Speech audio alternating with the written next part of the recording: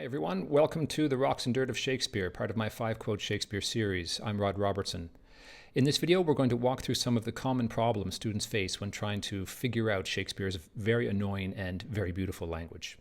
So why rocks and dirt exactly? Well, imagine this. Imagine that you're an archaeologist and there's treasure buried deep in the ground and you want to get to it, but you can't because it's covered by layer after layer of rocks and dirt. Well, that's kind of like Shakespeare, isn't it? There is a message and a meaning in Shakespeare's texts that can be deeply felt and truly understood and richly rewarding like a treasure, but we can't get to it because there are all these layers of complicated language and historical things that we have to dig through first in order to be able to get to it. So this video is going to help you remove some of those layers of rocks and dirt. Let's enjoy the dig. So the first layer of rocks and dirt is the pronouns. My advice is just to avoid them in your own writing. They are abstract and therefore deadly. They don't mean anything. They're total air. You can't close your eyes and see it, but you can close your eyes and see a banana. Jimmy bought a banana and Sally ate it. You know what that means. It's very, very simple. You just go backwards until you find the banana. Fine. But in more complicated literature, it can get really, really complicated. If there's three males on the stage or in the chapter that's being discussed, and they mention the word his, and if you just slightly miss it, if you're reading quickly or something like that, and you skim by it, you can find yourself lost by the time you're halfway down the page, or if you turn the page and you don't know who they're talking about. You thought they were talking about guy A, but they're actually talking about guy B. It can cause a lot of problems. Just in this short paragraph here, this short passage here, you can see the trouble. There are possibly four, that's actually female, but if you didn't know that, that could be a problem. There are possibly four reference for these hises, and it can cause a lot of confusion when you're doing your reading. So be careful of the pronouns. Make sure you identify the bananas. I guess that's the advice. That's what I'm trying to tell you. It's when you hit a pronoun, don't go past it. Make sure you know which banana it's attached to. The problem with shifts is the same problem that we just looked at with pronouns. It's a losing track of something, losing track of place, losing track of time. If you've ever read a difficult novel that's even the least bit stream of consciousness, you're aware of this.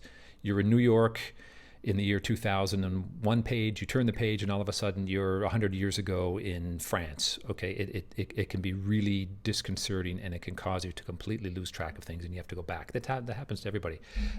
So one way you can alleviate a bit of that suffering is by paying attention to these things. These do appear regularly. These signals do appear regularly, except I'm talking about A, and then the word except comes, except for B. We're going to pay attention to B as well as A. So there's different signals that writers build into their works. Here's just a quick example from Macbeth again. I'm not going to read it. You can pause and read this. In the purple part, he's crazy. Then he's not so crazy, and now he's really crazy. And you see we've got actually a time signal here. It's like now, before there was this, and now this stuff is happening. So there's a shift, and so you got to locate those things before you move on, or you're going to get further and further from the treasure. Okay, so this next one is a real problem. It's probably the biggest problem I had when I first encountered older poetry, especially John Donne. I found John Donne really hard, really difficult in this regard. Shakespeare too, writing in the same era. English is an SVO language. We say our subject first, then our verb, and then our object. Okay, Sally ate a burger. That's what we say in English. Older poetry will flip this stuff around very often to match up the end rhymes, to get the word that you want to rhyme with the next word at the end of the line, so they'll do that, or to keep meter regular. The problem is, of course, it can cause a lot of confusion. And if you match it together with these other things that cause confusion, it can be, a certain passages can just be devastating. If you have 5 or 6 of these rocks and dirts all in one clump in one section of a poem or something, it can really, really confuse you. So let's have a quick look at this one. Words to the heat of deeds, too cold breath gives. So words and gives are the verbs, but we've got the object-y kind of stuff. It's not exactly the object, but it's the object-y stuff in the middle. So if you just flip it around, it's actually a really, really easy sentence. Look at this. Words give cold breath to the heat of action. And that's a bit of you have to kind of make sense of that. Words give cold breath to the heat of action. It's very simple. Now you understand the meaning.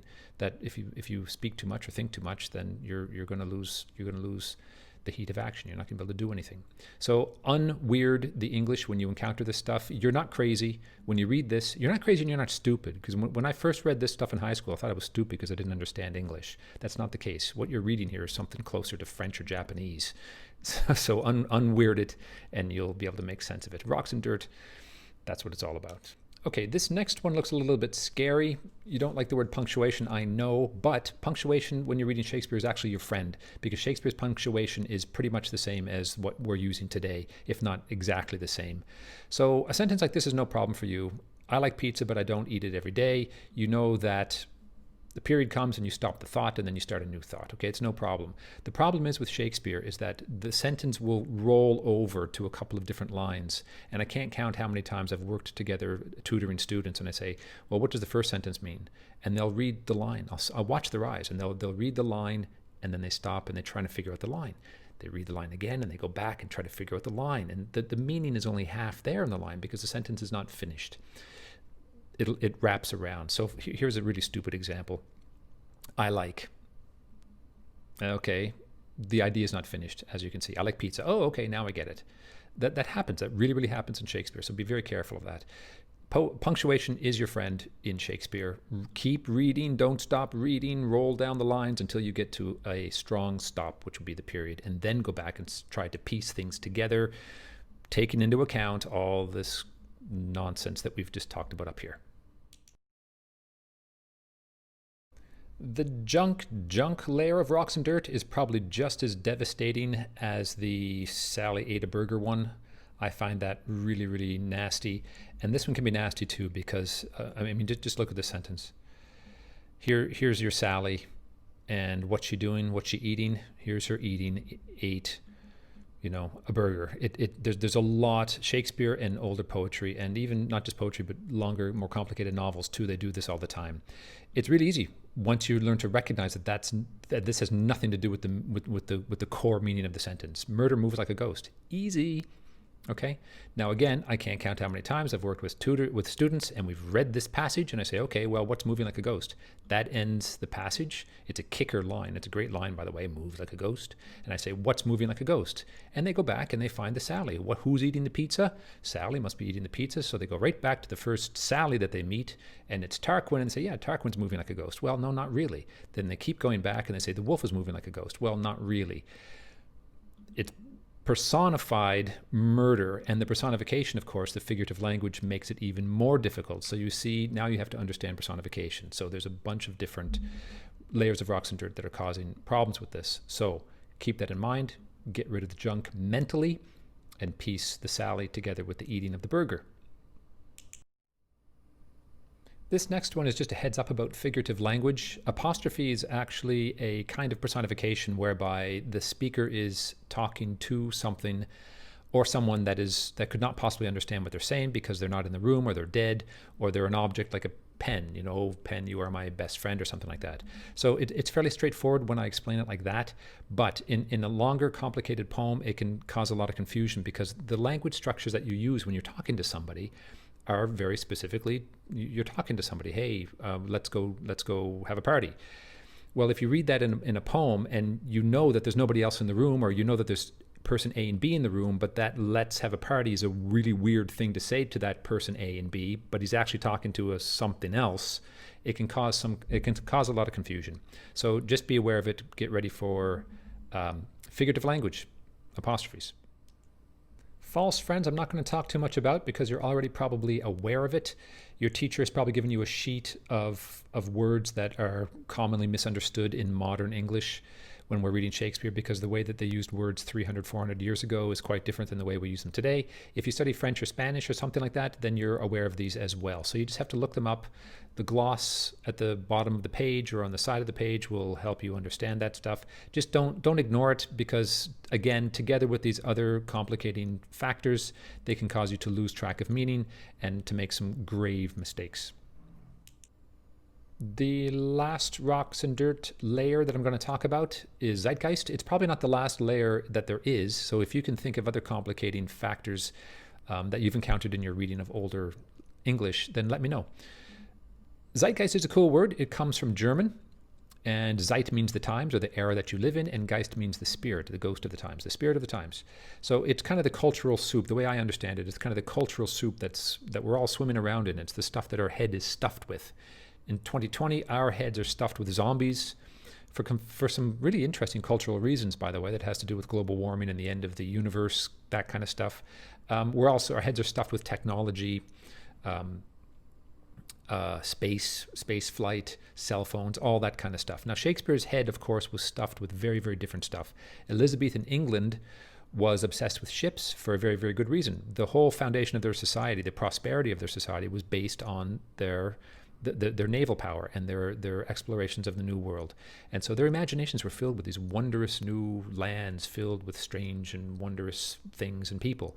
And they were bringing them back, and they were learning a lot about the world and making a lot of money doing it. So when Shakespeare, so you might be reading a Shakespeare piece and you wonder why he would compare, a marriage to a ship coming in or something like that, and it seems kind of off to us. But once you understand a bit of the culture that he's coming from, it kind of makes sense.